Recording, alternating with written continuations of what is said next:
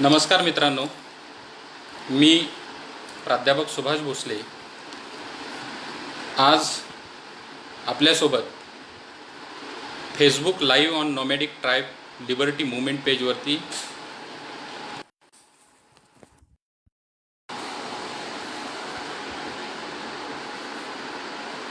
Facebook live on nomadic liberty movement पेजवर live तुमच्यासोबत भटक्या विमुक्तांवर नेमलेल्या आयोगांची मागोवा घेण्याचा प्रयत्न करणार आहे। त्याचा चिकित्सक चर्चा तुमच्यासोबत करण्याचा प्रयत्न करणार आहे। आणि मला हे करण्याची ज्यांनी संधी दिली ते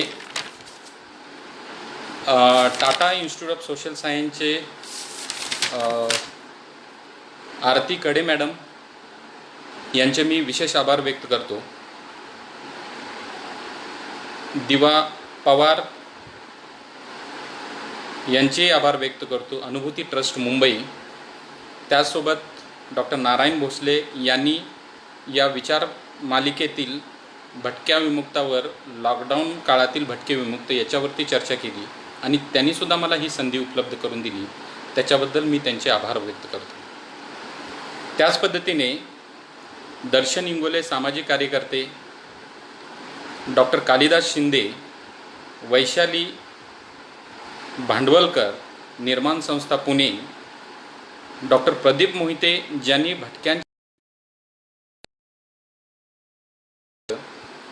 त्यांचेही मी आभार मानतो। डॉक्टर संगीता पैकेकर ज्यांनी भटक्या विमुक्तांच्या स्त्रियांचे प्रश्न याच्यावरती आपलं विचार जे आहे ते मांडले। तर आज मी मात्र तुमच्यासोबत भटक्या विमुक्तांवर नेमलेले जे आयोग होते सरकारमार्फत आणि त्या आयोगाने जे काही शिफारशी केल्या त्या शिफारशीतून सरकारने त्यातल्या शिफारशी स्वीकारल्या आणि त्याच्यातून भटक्या विमुक्तांच्या संदर्भात कोणत्या सुधारणा केल्या या सगळ्या गोष्टीचा उहापोह आज आपल्याला या वेबिनारच्या माध्यमातून करण्याचा प्रयत्न करणार आहे। तत्पूर्वी आपल्याला माहीत आहे की गावगाडा जो आहे 12 बलुतेदार 18 हलुदारांनी मिळून बनलेला आहे, परंतु काही जाती या गावगाड्याच्या बाहेर हजारो वर्षे समाजाच्या हिताची कामं करत असताना सुद्धा बाहेर राहिलेल्या आहेत।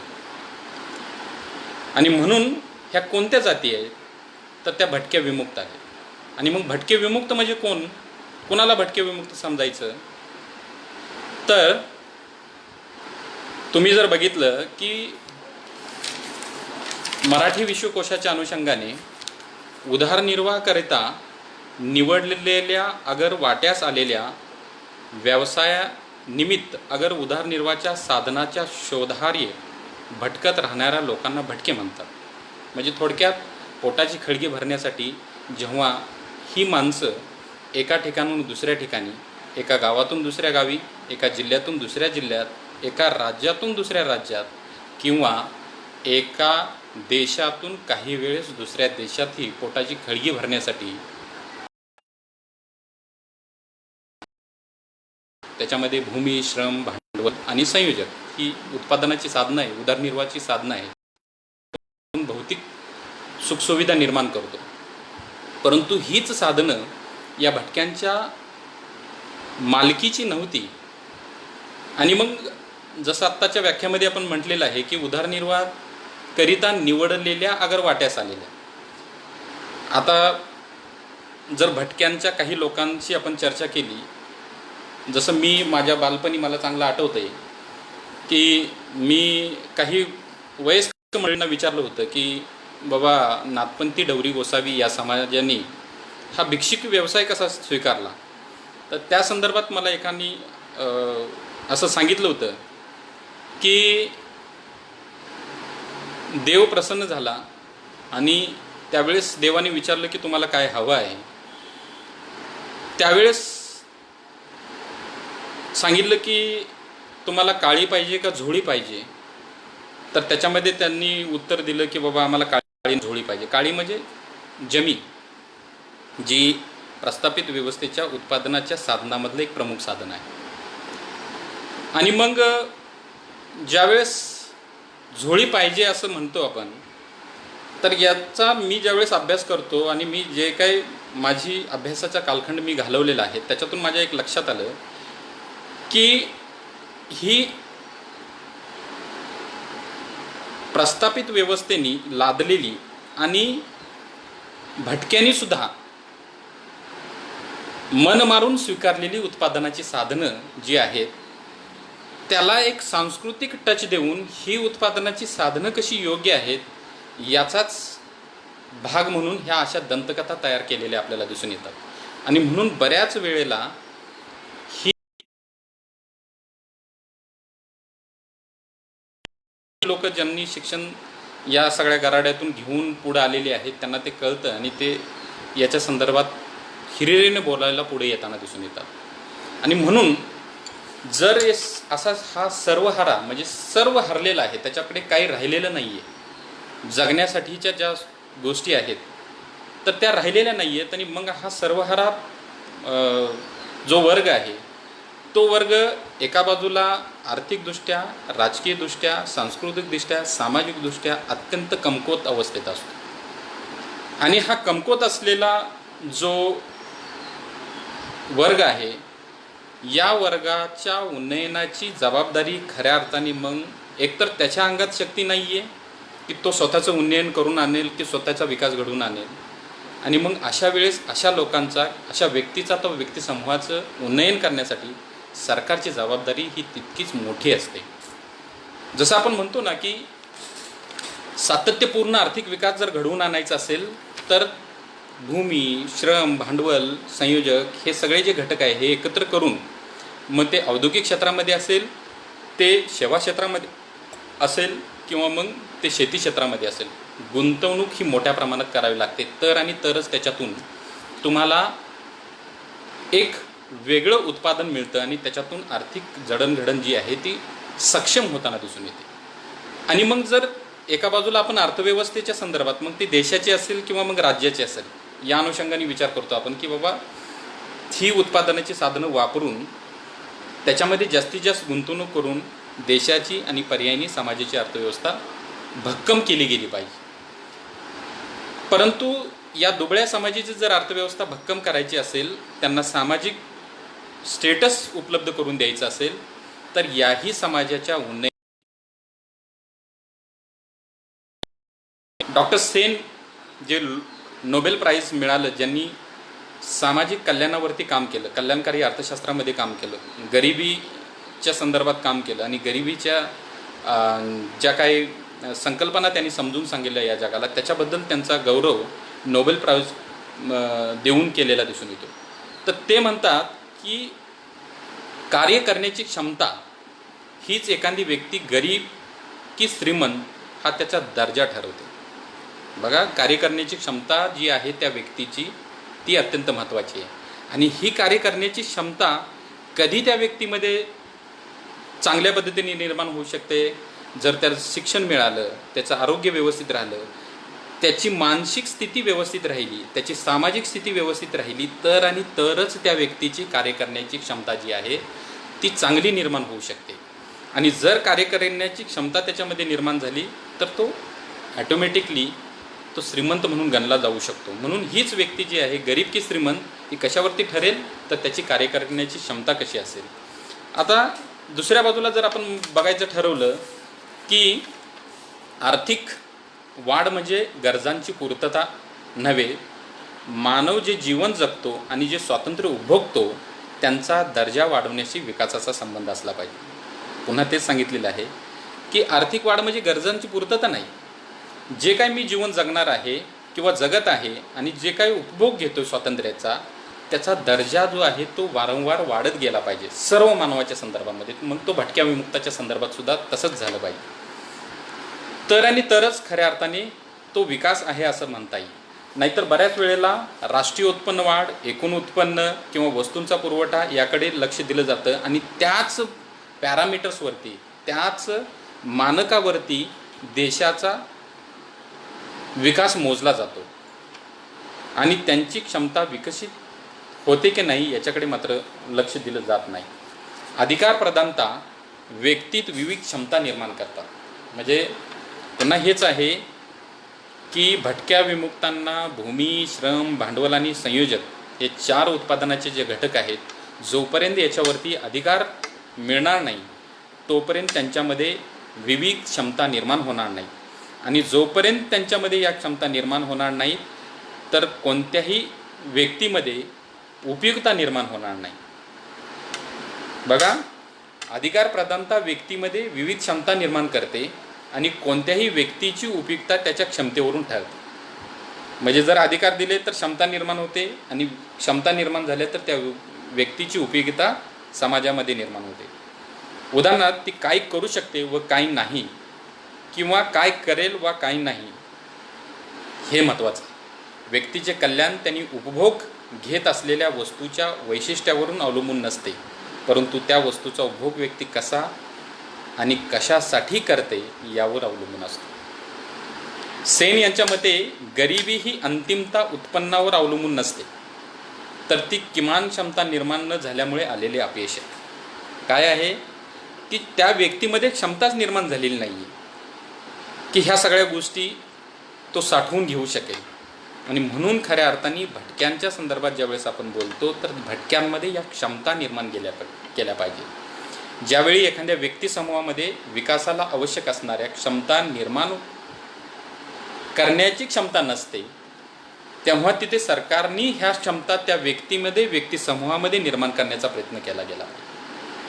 आणि म्हणून तुम्ही जर बघितलं तर तुम्हाला असं दिसून येईल की विकास घडवून आणायचा असेल तर त्यासाठी गुंतवणूक प्रयत्नाची एक किमान पातळी गाठावी लागते, है ना.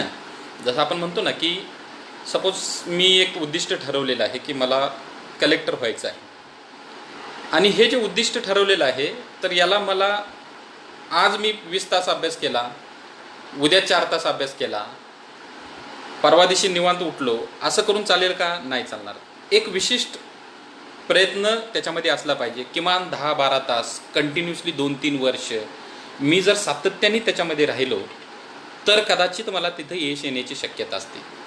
तीच गोष्ट जी आहे ती इथं आपण लागू करू शकतो की गुंतवणूक ज्याला आपण म्हणू शकतो की ती प्रयत्नांची किमान पातळी असली पाहिजे. म्हणजे भटक्यांचं सामाजिक, भटक्यांचं राजकीय, भटक्यांचं राहणीमानाचा दर्जा हे वाढवण्यासाठी जितक्या पातळीवरती जाऊन प्रयत्न करणं गरजेचं आहे, ते जर केले नाही तर तोकडे केलेले जे प्रयत्न आहेत ते मात्र कमी पडतात आणि त्याचं चित्र मग सकारात्मक समाजामध्ये दिसत नाही. म्हणून गेल्या 73 वर्षामध्ये भटक्या विमुक्ताच्या संदर्भात काही जुजबी प्रयत्न सरकारमार्फत झाले, परंतु त्याचं चित्र मात्र 73 वर्षानंतरसुद्धा समाधानकारक पद्धतीने दिसत नाही. ज्या अतिमागास समाजाच्या विकासासंदर्भात आपण बोलतोय त्यांची क्षमता वाढवण्यासाठी उदाहरणार्थ जर आपण बघितलं, शिक्षण, आरोग्य, राहणीमानाचा दर्जा, कौशल्यपूर्ण प्रशिक्षण इत्यादी घटकात गुंतवणूक करण्याची क्षमता ज्या मागास प्रवर्गामध्ये नसते त्यांच्या विकासाची धुरा खऱ्या अर्थाने सरकारने आपल्या खांद्यावरती घेऊन त्यांच्या विकासाला चालना देण्याचं गरजेचं असतं. मागास प्रवर्ग विकास करताना प्रथम त्यांची स्थिती, त्यांच्या समस्या जाणून घेऊन त्यांच्यावर उपाय शोधून त्यांची कार्यक्षमतेची अंमलबजावणी करणं गरजेचे असतं. त्यांच्या समस्या जाणून घेऊन त्यावर उपाय शोधून त्यांची कार्यक्षम अंमलबजावणी करणं गरजेचं असतं. बऱ्याच वेळेला समस्या शोधल्या जातात पण त्या अंमलबजावणीमध्ये फसतात. बऱ्याच वेळेला, जसं मी बऱ्याच वेळेला माझ्या बऱ्याच ठिकाणी बोलतो मी की आपल्याला झटका आल्यासारखं समाजसेवा करायची नाही, किंवा झटके आल्यासारखं एखाद्या वर्गाच्या संदर्भात एखादी चुकून माकून एखादी योजना आणली आणि चुकून माकून काहीतरी केलं, त्याच्यातून थोडंफार जे काही समाधानकारक चित्र दिसतं ते तसं नको आहे. इथं मात्र नियोजनबद्ध पद्धतीने तितक्या मोठ्या प्रमाणामध्ये सातत्यपूर्ण कालखंड म्हणजे 10-20 वर्षे असं नियोजन करून त्यांच्या योग्य पद्धती त्यांच्यासाठी जे काय योजना तयार करण्यात येतील त्या योजनाची अंमलबजावणी अत्यंत काटेकोर पद्धतीने जर केली तर खऱ्या अर्थाने आपल्याला त्याच्यामध्ये काहीतरी सकारात्मक चित्र ज्याला आपण म्हणू शकतो या 73 वर्षामध्ये जे थोडंफार प्रमाणात दिसलं त्याच्यापेक्षा अजून आपण पुढं पाऊल टाकू शकतो. परंतु हे सर्व बघत असताना सरकारने मात्र या सगळ्या गोष्टीकडे, कारण शेवटी आपण म्हणतो ना की PDS सिस्टीममार्फत, राशन दुकानामार्फत आपल्याला अन्नधान्य मिळतं. अचानक सरकारने असं केलं का हो PDS सिस्टीममार्फत अन्नधान्य देता येईल? तर त्याच्या पाठीमागं काही लोकांनी बऱ्याच मोठ्या प्रमाणामध्ये संशोधन केलं.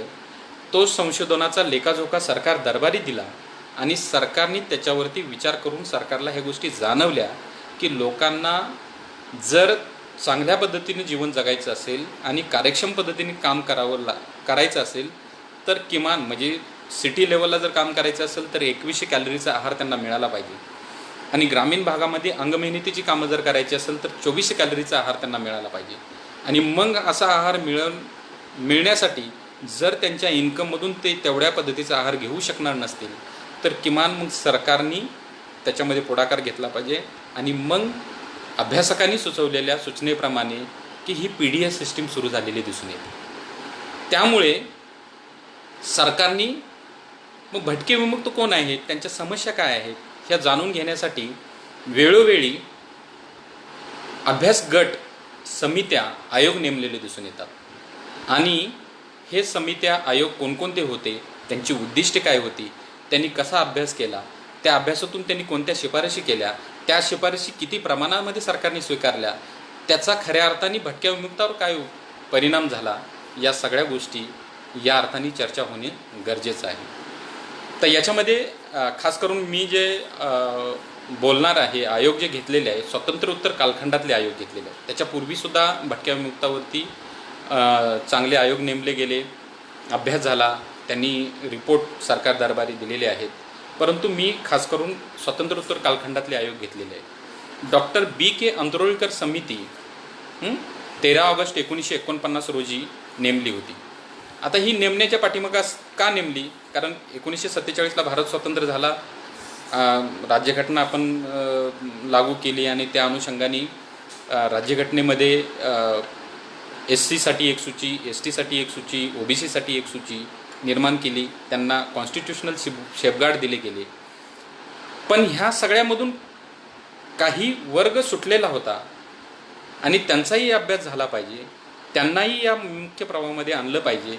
म्हणून सरकारने वेळोवेळी अशा समित्या ज्या आहेत त्या नेमून त्या कोण व्यक्ती आहेत, त्यांची सध्या परिस्थिती काय आहे आणि त्यांच्या या परिस्थितीमधून त्यांना बाहेर काढण्यासाठी काय करावं लागेल याच्यासाठी तज्ज्ञाच्या समित्या नेमलेल्या दिसून येतात. भारताच्या आदिम जमातीचे पारंपरिक व्यवसाय ब्रिटिश आगमन काळात गमावले गेले. ब्रिटिश ज्यावेळेस भारतामध्ये आले त्यावेळेस बऱ्याच चांगल्या आणि बऱ्याच वाईट गोष्टी मोठ्या प्रमाणामध्ये भारतीय अर्थव्यवस्थेवरती परिणाम करणाऱ्या घडल्या आणि त्याच्यातलाच काही परिणाम या भटक्या विमुक्तांवरती सुद्धा झालेला दिसून येतो. ब्रिटिशांनी 1871 सारखे जुलमी गुन्हेगारी कायदे करून त्यांच्या माती गुन्हेगारीचा शिक्का मारला. म्हणजे जन्मताच गुन्हेगार, एका दिवसाचं जन्माला आलेलं बाळ या कायद्याने गुन्हेगार ठरवण्यात आलेलं होतं. ज्या बाळाला या जगातलं चांगलं आणि वाईट त्या बाळाला त्याच्या संदर्भातले भान नसलेलं ते बाळसुद्धा या कायद्याने गुन्हेगार ठरवलेलं होतं, शिक्का त्याच्या माती मारलेला होता. ज्यामुळे या जाती सामाजिक, आर्थिक, सांस्कृतिक व राजकीयदृष्ट्या अतिकंगाल झालेल्या होत्या. अशा अतिमागास जाती व जमातीच्या स्थितीचा आढावा घेण्यासाठी पुढील उद्दिष्ट ठेवून ही समिती 13 ऑगस्ट 1949 रोजी डॉक्टर B.K. अंत्रोळकर यांच्या अध्यक्षतेखाली नेमलेली होती. आणि त्याचबरोबर 1924च्या गुन्हेगार कायद्याने ते आजपर्यंत म्हणजे 1949 पर्यंत समाविष्ट केलेल्या जातीच्या पुनर्वसनाच्या प्रश्नाचा आढावा घेण्यासाठी व त्यांच्या 24चा कायदा रद्द केल्याने निर्माण झालेल्या परिस्थितीचा परिणाम या अभ्यास करून या गुन्हेगार जातींच्या उन्नयनासाठी मार्ग व साधने सुचवण्यासाठी डॉक्टर B.K. अंत्रोळकर यांच्या अध्यक्षतेखाली 9 सदस्यीय समिती नेमलेली होती. आणि या समितीचं नामकरण जे केलेलं होतं ते नामकरण माजी गुन्हेगार जमाती पुनर्वसन समिती असं करण्यात आलेलं होतं. अंत्रोळकरांनी गुन्हेगार जमातीच्या उन्नयनाच्या दृष्टीने शैक्षणिक स्थिती काय आहे, आर्थिक स्थिती काय आहे, सामाजिक स्थिती काय आहे, तसेच त्यांच्या राहणीमानाची स्थिती काय आहे याच्यावरती अभ्यासपूर्ण प्रकाश टाकलेला दिसून येतो. आणि त्या माध्यमातून त्यांनी जो स्टडी केला, त्यांनी जो सर्वे केला, त्या सर्वेतून, त्या स्टडीतून, त्या अभ्यासातून त्यांच्या एक लक्षात आलं की ह्या ज्या जाती आहेत, या सो कॉल्ड भटक्या विमुक्त ज्या जाती आहेत, त्या मागासवर्गीय जाती, म्हणजे ज्यांना कॉन्स्टिट्यूशनच्या माध्यमातून आपण कॉन्स्टिट्यूशनच्या सूचीप्रमाणे SC ST OBC म्हणतो, त्या जातींना दिल्या जाणाऱ्या सुविधांपेक्षा जास्त सुविधा माजी गुन्हेगार जमातींना द्याव्या, हे असं 1949ला अंत्रुळकर समितीने सांगितलेलं आहे. आता हे असं सांगण्याच्या पाठीमागं तात्पर्य काय आहे? का सांगितलं असं की या तिन्ही प्रवर्गाच्या पेक्षाही जास्त विशेष सोयीसुविधा या जातींना द्याव्या लागेल? कारण त्यांच्या हे लक्षात आलेलं होतं की यांची आर्थिक, सामाजिक, राजकीय सर्वच फ्रंटवरती, सर्व स्थितीवरती ही दयनीय अवस्था आहे. आणि म्हणून त्यांनी या जाती जमातींना विशेष सवलती, ज्या SC ST आणि OBC अतिमागास जमाती आहेत यांच्यापेक्षाही या अतिमागास आहेत, असं सांगण्यासाठी त्यांनी ही शिफारस केलेली होती. उद्योगासाठी व रोजगारासाठी महत्त्वाचं असणाऱ्या, उदाहरणार्थ लादी बनवणं, विणकाम करणं, उद्योगात गुन्हेगार जातींना त्यांच्या मूलभूत गरजा भागवण्यासाठी, त्यांना रोजगार मिळवून देण्यासाठी सरकारने व इतर संस्थांनी या संदर्भात प्रयत्न करावे. कारण एकतर या गुन्हेगार जाती होत्या, त्यामुळे प्रस्थापित व्यवस्थेतल्या समाजव्यवस्था त्यांना काम देत नव्हती. आणि म्हणून मग जिथं छोटे मोठे कारखाने आहेत, अशा कारखान्यामध्ये अथवा छोटे मोठे उद्योगधंदे आहेत, अशा उद्योगधंद्यामध्ये सरकारने प्रयत्न करून अशा लोकांना रोजगार उपलब्ध करून देण्याचा पुढाकार घ्यावा, अशी एक शिफारस या अनुषंगाने 1949ला अंत्रुळकर समितीने केलेली दिसून येते. सध्या काळाची गरज म्हणून माजी गुन्हेगार जातींना प्राथमिक शिक्षण देताना त्यांना मागासवर्गीय जातींना दिलेल्या सुविधांइतपत सुविधा देण्यात येईल. पुन्हा पुन्हा तेच अधोरेखित होतं आहे की या जातींच्या शिक्षणाच्या संदर्भामध्ये सरकारने पुढाकार घेणं गरजेचं आहे. आणि या शिक्षणाच्या माध्यमातूनच त्यांच्या विकासाची गंगा जी आहे किंवा मुख्य प्रवाहामध्ये सामील होणं, ज्याला आपण म्हणू शकतो, ती याच माध्यमातून होऊ शकतं. म्हणून अभ्यास गटांनी वारंवार शिक्षणावरती विशेष भर दिलेला दिसून येतो. कारण आणि शिक्षण घेत असताना त्यांना तितक्याच चांगल्या पद्धतीच्या सोयीसुविधा सरकारमार्फत देणं गरजेचं आहे, हे सुद्धा अधोरेखित केलेलं होतं. भारतीय दंड संहितेनुसार गुन्हेगार जातीतील व्यक्तींची संपत्ती अथवा व्यक्तींच्या संदर्भात दुसऱ्याने केलेल्या गुन्ह्यासाठी, बघा, संहितेनुसार न्यायाधीशासमोर हजर करण्यापूर्वी मानसशास्त्र तज्ज्ञ व गुन्हेगारशास्त्र तज्ज्ञ व्यक्तीकडून त्याची तपासणी करून घेण्यात येते. आता हे असं का केलेलं होतं की आपल्याकडे हॅबिच्युअल ऑफेंडर ॲक्ट, म्हणजे सवयीने गुन्हेगार असलेल्या व्यक्तीच्या संदर्भात कायदे आहे. परंतु जर एखाद्या व्यक्तीने चोरी केली असेल तर त्याला सौम्य शिक्षा करून सोडून द्यावं. पण त्यांनी 2दा 3दा 4दा जर चोरी करतोय तो, तर त्याला मानसशास्त्र तज्ज्ञाकडे किंवा ज्याला गुन्हेगार तज्ज्ञाकडे नेलं गेलं पाहिजे आणि त्याच्याकडून त्याला त्याचं काउन्सिलिंग केलं पाहिजे आणि त्याच्या ओरिजिनल समस्या काय आहेत ह्या समजावून घेण्याचा प्रयत्न केला पाहिजे. त्याच्या खऱ्या मूळ समस्या काय आहेत. आणि मग त्याला काय प्रश्न विचारले गेले पाहिजे की त्याला हे विचारलं पाहिजे, का चोरी केली बाबा, कशासाठी चोरी केली. त्यांनी जर आरामदायी जीवन जगण्यासाठी चोरी केली असेल तर त्याला आपण वेगळ्या पद्धतीची शिक्षा करू शकतो. परंतु त्यांनी पोटाची खळगी भरण्यासाठी जर चोरी केलेली असेल तर ती कृती आहे. आणि म्हणून अशी पोटाची खळगी भरण्यासाठी जर प्रस्थापित समाजव्यवस्थेला अडचणी निर्माण होत असतील तर या सरकारने त्यांच्या पोटापाण्याचा प्रश्न त्यांना मेन प्रवाहातल्या नोकऱ्या देऊन किंवा मुख्य समाज व्यवस्थेतले जे व्यवसाय आहेत त्याचं प्रशिक्षण देऊन त्यांना मुख्य प्रवाहामध्ये सामील करण्याचा प्रयत्न केला गेला पाहिजे, असं अंत्रुळकर समितीने त्यावेळेस 1949मध्ये सुचवलेलं होतं. या जातीच्या संदर्भात अतिशय महत्त्वाचा आवश्यक असलेला प्राथमिक शिक्षण कायदा यांची कडक अंमलबजावणी करा. वारंवार पुन्हा तेच सांगताना दिसून येत आहेत की किमान प्राथमिक शिक्षण तरी या जातींनी घेतलं पाहिजे. कारण बऱ्याच वेळेला म्हणलं जातं की शिक्षणातूनच मनुष्य तार्किक लेवलला विचार करू शकतो, भल्या आणि बुऱ्याचा विचार करू शकतो, कुठल्या गोष्टीचं प्राधान्यक्रम ठरवायचा त्याचा विचार करू शकतो आणि त्याच्यातून त्याच्या जगण्याची दिशा जी आहे ती बदलू शकते. आपण म्हणूनच ते म्हणतात की प्राथमिक शिक्षण जे आहे, जो कायदा केलेला आहे तो कायदा, त्या कायद्याची अंमलबजावणी कडक पद्धतीने या जातींच्या संदर्भात केली गेली पाहिजे. म्हणून गुन्हेगार जमातीच्या शिक्षणासाठी विशेष प्रयत्न करणं गरजेचं आहे. त्यांनी समाजातील विद्यार्थ्यांना दूध दिलं पाहिजे, पुस्तक दिलं पाहिजे, लेखन साहित्य दिलं पाहिजे, कपड्या देण्याची व्यवस्था केली पाहिजे. 1949ला लिहून ठेवलेलं आहे अंतर्गत समितीने. माजी गुन्हेगार जमातीच्या वसाहतीला विशेष उपचार विभाग म्हणून पुढील 10 वर्षात समाजाच्या शिक्षणाबाबत इतर समाजाची बरोबरी करण्यासाठी समितीने सुचवलेल्या शिक्षणाबाबतच्या उपाययोजना तीव्रतेने अंमलबजावणी करा. म्हणजे त्या जर सूचना ज्या आंतरराष्ट्रीय समितीने 1949 साली सरकारला दिलेल्या होत्या, पुढील 10 वर्षामध्ये म्हणजे 59पर्यंत जरी ह्या व्यवस्थित अंमलबजावणी केल्या गेल्या असत्या तर कदाचित आज जे प्रश्न भटक्यांचे आवासून उभे राहिलेले आहेत ते प्रश्न कदाचित उभे राहिलेले नसते.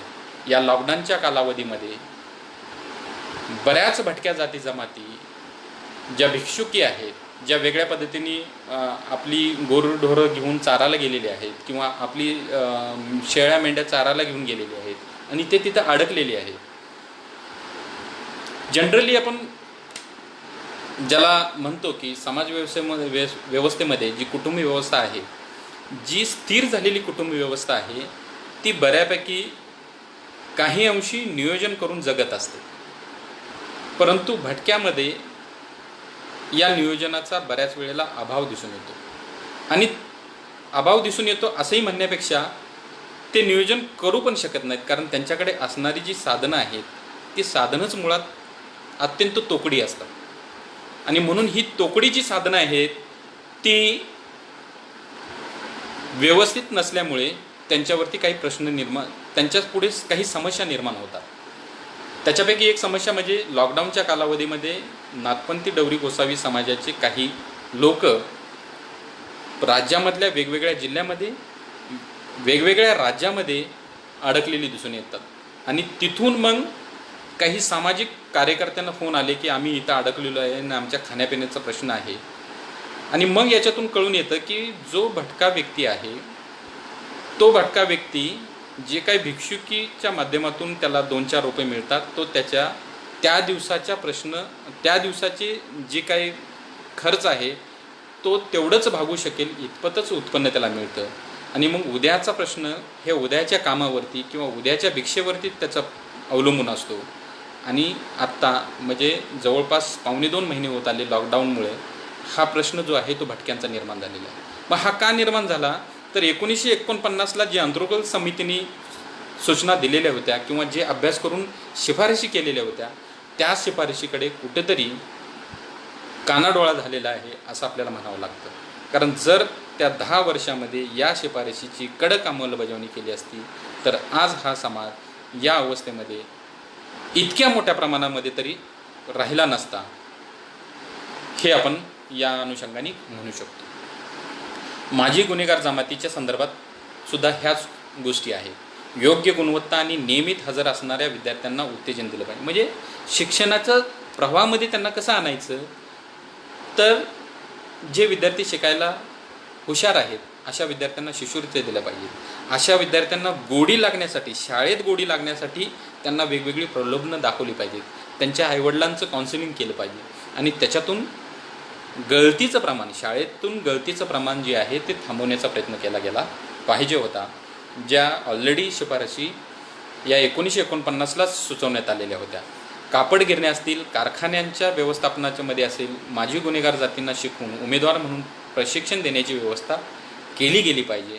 ज्या कापड गिरण्या आणि कारखान्यात 50पेक्षा जास्त कामगार काम करतात त्या जातीच्या रोजगारांचा टक्का औद्योगिकदृष्ट्या निश्चित करण्यात यावा. म्हणजे त्या कारखान्यामध्ये जर 50 कामगार काम करत आहेत तर किमान या जातींनासुद्धा या पद्धतीने कसं तिथं आणता येईल, म्हणजे जर 50 लोक काम करतात किमान 3-4 लोकांना तरी तिथं रोजगार दिला गेला पाहिजे. हे सरकारने पुढाकार घेऊन केलं पाहिजे असं 1949ला आंतरराष्ट्रीय समितीने सुचवलं होतं. तसंच सेंट्रल गव्हर्नमेंटचं जे रेल्वे डिपार्टमेंट आहे त्यांची जी वर्कशॉप आहेत निमसरकारी औद्योगिक उद्योग संस्था आहेत, तर या ठिकाणीही माजी गुन्हेगार जातींना 5% राखीव जागा ठेवण्यात याव्या हे 1949ला सुचवण्यात आलेलं होतं.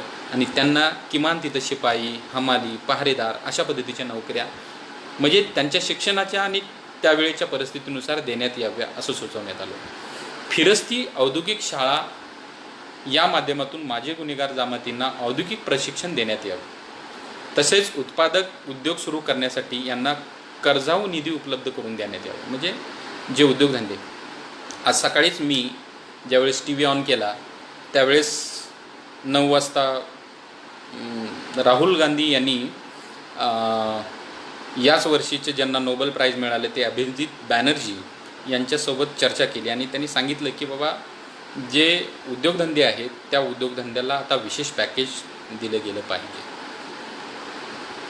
कारण त्याच्यातून अर्थव्यवस्था तगणार आहे. खरं पण आहे ते, परंतु त्याच गोष्टी या भटक्यांच्या संदर्भात सुद्धा लागू पडतात हे मात्र दुर्दैवाने कुठेतरी मेन प्रवाहातल्या लोकांच्या नजरेतून निसटतंय. आणि ते वारंवार अभ्यासकांनी, वारंवार सामाजिक कार्यकर्त्यांनी लक्षात आणून देण्याची गरज दिसून येते. आणि म्हणून माजी गुन्हेगार जातींना ज्या महिला आहेत खास करून त्यांच्या संदर्भात त्यांना विणकाम, शिवणकाम, नक्षीकाम इत्यादीच्या देण्यासाठी महिला वर्गाची रिक्रुटमेंटसुद्धा नियुक्ती केली गेली पाहिजे. म्हणजेच माजी गुन्हेगार जमातींसाठी शक्य असल्यास सहकारी गृहनिर्माण संस्था निर्माण करण्यात याव्या. तसेच ग्रामीण व शहरी भागात माजी गुन्हेगार जमातींच्या 5 पेक्षा जास्त कुटुंबे असल्यास सरकारने त्या घरासाठी जमिनी उपलब्ध करून द्याव्या. त्याच पद्धतीने सामाजिक सुधारणेचा मार्ग म्हणून सरकारने जात पंचायत पूर्णपणे नष्ट करण्यात यावी. 1949ला सांगितलेलं होतं, ती आत्ता 1-1.5 वर्षापूर्वी त्या अनुषंगाने सरकारने पावलं उचललेली दिसून येतात. म्हणजे थंड प्रतिसाद ज्याला म्हणतो आपण, या सर्व अनुषंगाने दिसून येतो. माजी गुन्हेगार जमातीच्या मालकीची जमीन जर त्यांनी गमावलेली असेल ही विशेष बाब आहे आणि ही खऱ्या अर्थाने आजसुद्धा गव्हर्नमेंटने याच्या संदर्भामध्ये विचार करण्याची गरज आहे. गमावलेली असेल अथवा गुन्हेगार जमातींनी इतर जमातीला दिले असेल तर सरकारने ती परत मिळवून परत त्यांना देण्यात यावी. ही शिफारस अत्यंत महत्त्वाची आहे. 1 मे 1960 महाराष्ट्र राज्य निर्मितीचा दिवस म्हणून आपण या दिवसाकडे महाराष्ट्र दिन म्हणून बघतो. 1960मध्ये सरकारने भटक्यांच्या संदर्भात अभ्यास करण्यासाठी एक दुसरी समिती नेमली, ज्याला आपण श्री BL थाडे समिती म्हणतो. 18 ऑक्टोबर 1960 रोजी. आता ह्या समितीकडे काय काम दिलेलं होतं, तर या समितींनी काय करायचं आहे, भटक्यांच्या एकत्रित विकासाच्या योजना तयार करून तिचा 3ऱ्या पंचवार्षिक योजनेमध्ये समाविष्ट करण्यासाठी 18 ऑक्टोबर 1960 रोजी श्री BL थाडे यांची नियुक्ती समितीचा प्रमुख म्हणून करण्यात आलेली होती. पंचवार्षिक योजनेमध्ये, कारण 3री पंचवार्षिक योजना येऊ घातलेली होती आणि त्या येऊ घातलेल्या पंचवार्षिक योजनेमध्ये भटक्यांच्या संदर्भात त्या योजनेमध्ये काहीतरी असावं, त्यांच्या प्रश्नाला वाचा फोडण्यासाठी त्यांचं सामाजिक, आर्थिक, राजकीय स्थैर्य व्यवस्थित व्हावं म्हणून ह्या पंचवार्षिक योजनेमध्ये त्याचा समावेश करण्यासाठी ही समिती नेमण्यात आलेली होती. आता ह्याचं काय उद्दिष्ट होतं या समितीचं, हे जरी उद्दिष्ट असलं परंतु त्यांना काय काम दिलेलं होतं, तर भटक्यांचा उदरनिर्वाहाची स्थितीचा अभ्यास करून त्यांच्या गरजांचा शोध घेणे आणि भटके आपल्या गरजांची पूर्तता कोणत्या मार्गाने व साधनाने करतात यांचा सविस्तर अभ्यास करणे. बघा, एक म्हणजे स्थितीचा अभ्यास करणे, त्यांच्या गरजा कोणत्या आहेत त्या शोधून काढणे आणि ह्या गरजा कोणत्या साधनांनी त्या पूर्ण करतात. म्हणजे जसं आपण म्हणतो की बाबा उदरनिर्वाह करायचा आहे, कुठल्या गरजा आहेत, भूक ही त्याची गरज आहे, बेसिक नीड्स अन्न वस्त्र निवारा ही त्याची गरज आहे. मग ह्या साधना ही जी गरज आहे ही कुठल्या साधनांनी ते कंप्लीट करतात, कुठल्या साधनांनी पूर्ण करतात, तर काही लोक भीक मागून कंप्लीट करतात. मग ह्याला उत्पादनाचं साधन म्हणायचं का, तर ऑब्व्हियसली आपल्याला ते उत्पादनाचं साधन म्हणता येणार नाही. भूमी, श्रम, भांडवल आणि संयोजक यापैकी 4 उत्पादनाची जी साधनं आहेत ज्याच्यातून मान सन्मान मिळवून दिला जातो. जसं आपण म्हणतो ना की बेसिक नीड्सची व्याख्या केली गेली आहे ना. बेसिक नीड्सची काय व्याख्या आहे, अन्न वस्त्र निवारा. परंतु आता ती व्याख्या तशी राहिलेली नाही. तर बेसिक नीड्समध्ये सन्मानाने जगणं हे सुद्धा बेसिक नीड्स आहे. आणि म्हणून भिक्षा मागणं ही काय सन्मानाने जगणारं उत्पादन साधन नाही आणि म्हणून त्याला उत्पादनाचं साधन आपल्याला म्हणता येणार नाही. म्हणून सरकारने अशा लोकांच्या संदर्भात सुद्धा वेगळ्या पद्धतीची काय गरज आहे, कोणत्या साधनांनी ते त्यांची गरज भागवत आहेत आणि याचा सविस्तर अभ्यास करून विमुक्त आणि भटक्या व अर्धभटक्या जमातीची यादीसुद्धा त्या कालावधीमध्ये 1960पर्यंत महाराष्ट्र सरकार आणि भारत सरकारकडे अशा योग्य पद्धतीच्या याद्याच तयार नव्हत्या. आणि म्हणून ही उणीव भरून काढण्यासाठी तार्किक पद्धतीने यादी तयार करण्यासाठी या समितीची नेमणूक खऱ्या अर्थाने त्यावेळेच्या महाराष्ट्र सरकारने केलेली होती. तसेच भटक्यांच्या जीवनावर प्रकाश टाकण्यासाठी त्यांची अद्वितीय वैशिष्ट्ये, सवयी, संस्कृती इत्यादींचा अभ्यास करून भटक्यांच्या मुख्य गरजा पूर्ण करण्यासाठी व त्यांच्यात सुधारणा घडवून आणण्यासाठी शिफारशी सुचवण्यासाठी थाडे समिती खऱ्या अर्थाने इथं महत्त्वाची भूमिका बजावण्यासाठी सरकारने नेमलेली होती. आणि या समितीने अभ्यास करून सरकार दरबारी काही सूचना किंवा शिफारशी केलेल्या होत्या. त्यातली पहिली शिफारस होती विदर्भातील माजी गुन्हेगार जाती ज्या अजूनही सक्रिय होत्या, प्रस्थापित व्यवस्थेच्या अनुषंगाने त्या गुन्हेगार होत्या, त्यांचा ज्या पश्चिम महाराष्ट्रातील भटक्यांशी साधर्म्य साधणाऱ्या व त्यांच्या समस्या व परिस्थितीचे सारखेपणा आढळणाऱ्या भटक्या जमातीचा मान्यताप्राप्त यादीमध्ये समावेश करण्यात यावा. म्हणजे याचा अर्थ त्या जमाती अजूनसुद्धा या यादीमध्ये समाविष्ट करण्यात आलेला नव्हता, अशा जमातींना त्याच्यामध्ये समाविष्ट करण्यात येईल. ज्या विमुक्त जाती थाडे समितीच्या संपर्कात आल्या त्या सर्व सांस्कृतिक, सामाजिक आणि आर्थिक अवस्थेत दुबळ्या आढळून आलेल्या होत्या. त्यांच्या विकासासाठी सरकारने योग्य योजना करणं गरजेचे आहेत आणि त्या योग्य पद्धतीने राबवण्याची गरज आहे, असं थाडे समितीने सरकारला त्यांच्या शिफारशीमध्ये कळवलेलं होतं. गोंधळी, वासुदेव, चित्रकथी, डवरी गोसावी, जोशी ज्या विविध देवी देवतांची भक्तिगीते गाऊन भिक्षा मागत आपला उदरनिर्वाह करतात, अशा जातींना आपला व्यवसाय सोडून दिला आहे. कारण समाज त्यांना भीक वाढत नाही. म्हणजे ज्या पद्धतीने भीक मिळणं की 10-15 लोकांचं जर कुटुंब असेल आणि त्या कुटुंबाला बेसिक नीड्स, मूलभूत गरजा कंप्लीट करण्याइतपत जर त्या भिक्षेमधून साधनं उपलब्ध होत नसेल तर त्यांची विदारक स्थिती काय असू शकते याची आपण कल्पनाच केलेली बरी. कारण समाज त्यांना भीक वाढत नाही. या सर्व भिकारी जाती असल्याने त्यांना अंगमेहनतीचे अथवा कौशल्य नसल्याने त्यापैकी बऱ्याच जण आता गावागावातून, एका गावातून दुसऱ्या गावात पितळ, ॲल्युमिनियम अथवा स्टीलची भांडी जुन्या कपड्याच्या बदल्यात देऊन आपला उदरनिर्वाह करताना दिसून येतात. त्यापैकी खूप कमी लोकांकडे खूप कमी शेतजमीन आहे. म्हणजे जर काही लोकांकडे आहे तर ती खूप तोकडी जमीन आहे आणि खूप कमी प्रमाणामध्ये, म्हणजे 99% लोकांकडे तर तशा पद्धतीची जमीन उपलब्ध नाही. 1%कडे आहे, तेही सीमांत शेतकरी म्हणूनच आहे, त्यांच्याकडे काय मोठ्या पद्धतीची बागायती वगैरे जमीन नसते.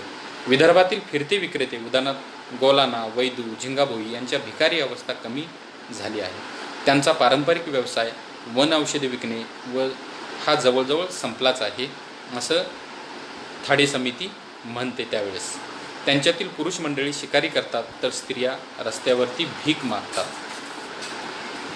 भराडी, पांगुळे, सरोदे या जाती म्हशी पाळून खरेदी विक्रीचा व्यवसाय करतात. या लोकांकडे शेतजमीन नाही, त्यामुळे या जातीला म्हशीला चारा देण्यासाठी गायरानाच्या शोधात एका गावावरून दुसऱ्या गावातील हे लोक भटकंती करतात. हे लोक सध्या ही त्याच व्यवसायामध्ये गुंतलेले आहेत आणि म्हणून यांना गायरान जमिनी उपलब्ध करून दिल्या गेल्या पाहिजेत, अशीही शिफारशी त्यावेळेस अभ्यासकांनी केलेल्या आपल्याला दिसून येतात. घिसाडी, शिकलदर या खूप अंगमेहनती करणाऱ्या कारागीर भटक्या जमाती आहेत. स्थिर समाजासाठी विशेषतः शेती उपयोगी वस्तू व उपयोगी हत्यारे बनवणे व विकणे या व्यवसायाकरता ते आपला उदरनिर्वाह करताना दिसून येतात. औद्योगिकरणामुळे त्यांचा व्यवसाय मरणावस्थेत गेलेला आहे. म्हणजे जोपर्यंत औद्योगिकरण नव्हतं तोपर्यंत या गावगाड्यातल्या लोकांना अशा उपयोगाची साधनं उपलब्ध करून देऊन ह्या भटक्या जमाती, घिसाडी किंवा शिकलदर ज्याला आपण म्हणू शकतो, त्या लोक उदरनिर्वाह करत होते. पण औद्योगिकरणाच्या रेट्यामुळे आणि औद्योगिकरणाच्या त्या आधुनिकतेमुळे एकूण या समाजावर ची जी कलाकुसर होती ती मोठ्या प्रमाणामध्ये मोठ्या कारखान्यामध्ये कमी पैशामध्ये निर्माण व्हायला लागल्यामुळे या लोकांचा व्यवसाय जो आहे तो अडचणीमध्ये आलेला दिसून येतो आणि त्यांच्यावरती उपासमारीची वेळ आलेली दिसून येते. हे थाडी समितीने 1960 साली त्यांच्या अभ्यासमध्ये नमूद करून ठेवलेला आहे. औद्योगिकरणामुळे त्यांचा व्यवसाय मरणावस्थेत गेला, त्यामुळे सरकारने या संदर्भात विशेष लक्ष घालून या व्यवसायाला आर्थिक सहाय्याच्या माध्यमातून संजीवनी देण्याचा प्रयत्न केला गेला पाहिजे अशी शिफारस त्यावेळेस केलेली होती. जे मी मगाशी म्हणालो की नोबेल लॉरेट अभिजित बॅनर्जी आज सांगतायत की बाबा लॉकडाऊनमुळे 2.5 महिन्यामध्ये ज्या छोट्या मोठ्या उद्योगधंद्याच्या कंबरड मोडण्याच्या अवस्थेमध्ये आहे त्यांना मदतीची गरज आहे.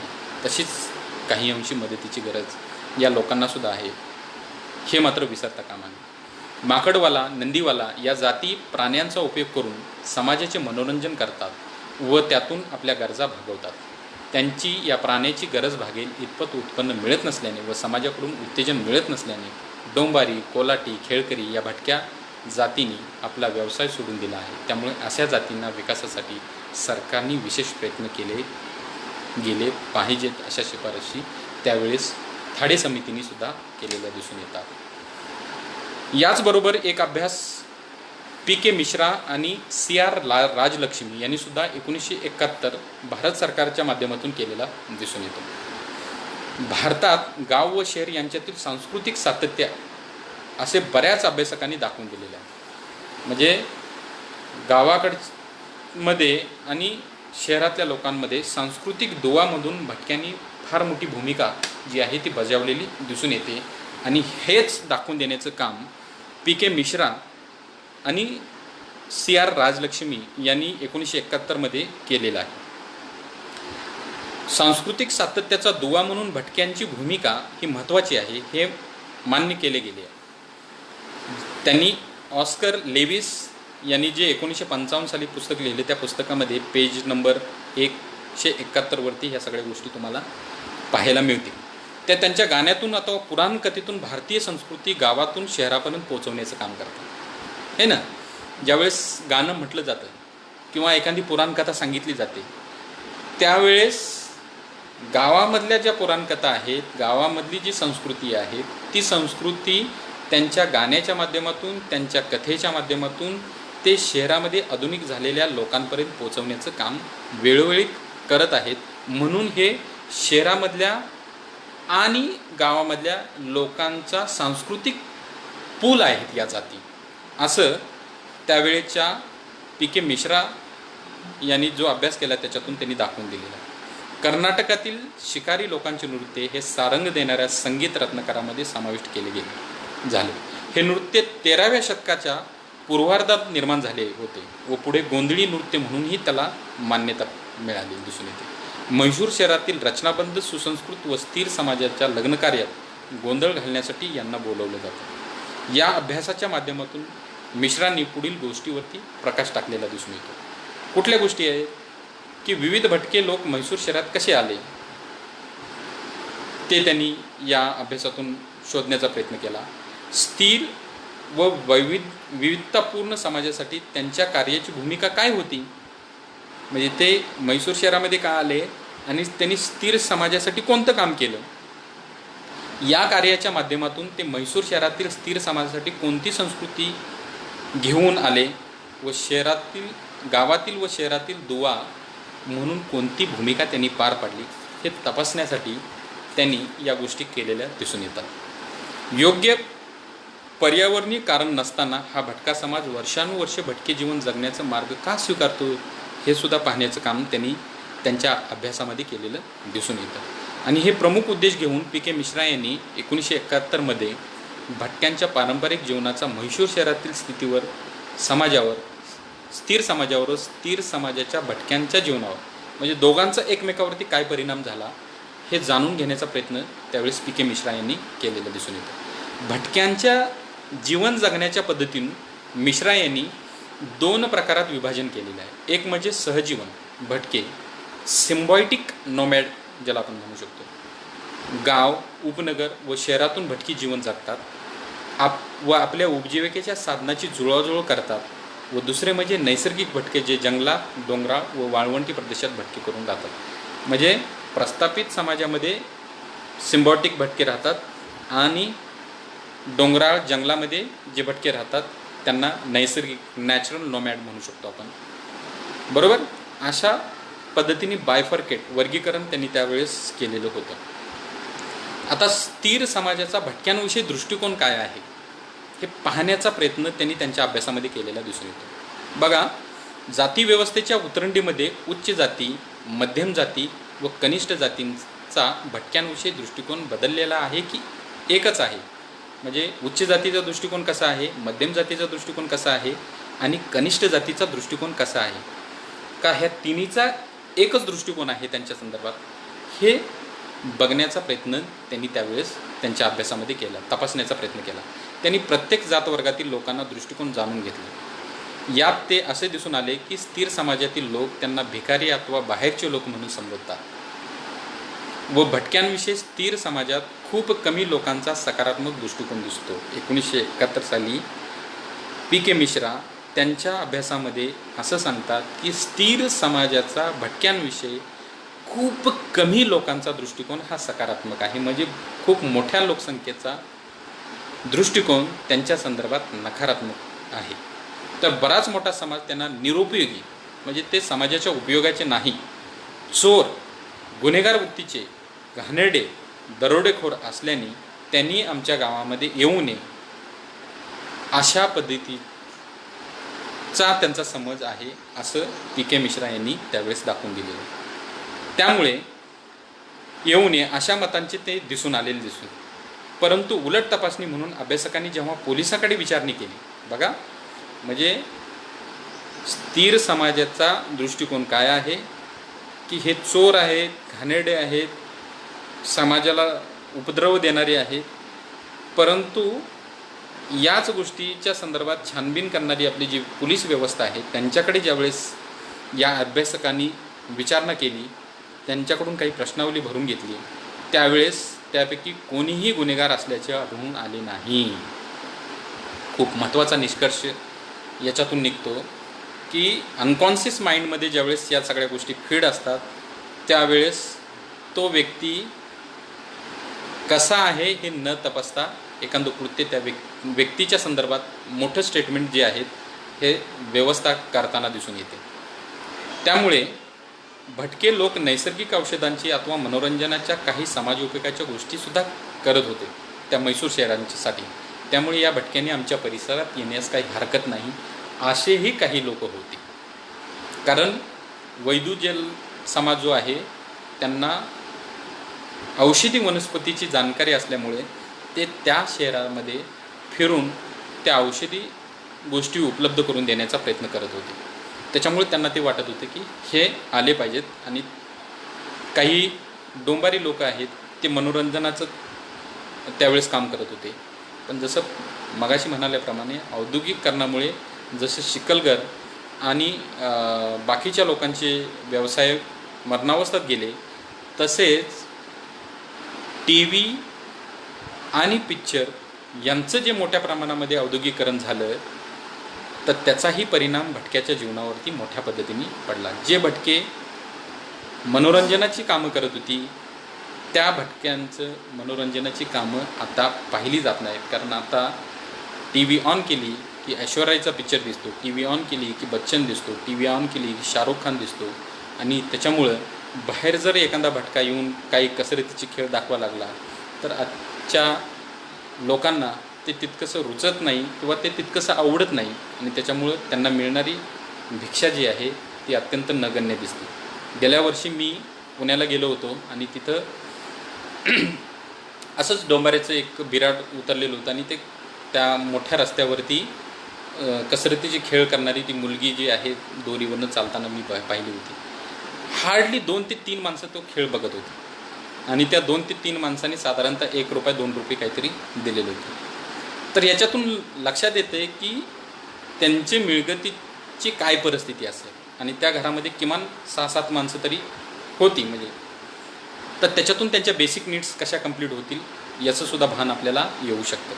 भटक्यांच्या व्यवसायाची भूमिका तपासताना त्यांनी 2 बाजू लक्षात घेतलेल्या आहेत. एक म्हणजे दीर्घकाळ सांस्कृतिक परंपरेचे वाहक म्हणून ते काम करत आलेले आहेत. त्या परंपरेचा व्यवसायात उपयोग करून तो स्थिर समाजापर्यंत नेणं, व दुसरे म्हणजे या पारंपरिक कार्यातून जीवन जगण्यासाठी लागणाऱ्या साधनाची जुळवाजुळव करणं. ही दोन्ही कारणे एकाच वेळेस करत असतात आणि त्याच्यामुळं हे अत्यंत महत्त्वाची गोष्ट आहे. मिश्रांनी आपल्या अभ्यासात भटके हे भटकंती जीवन जगण्यासाठी का प्रवृत्त होतात शोध घेताना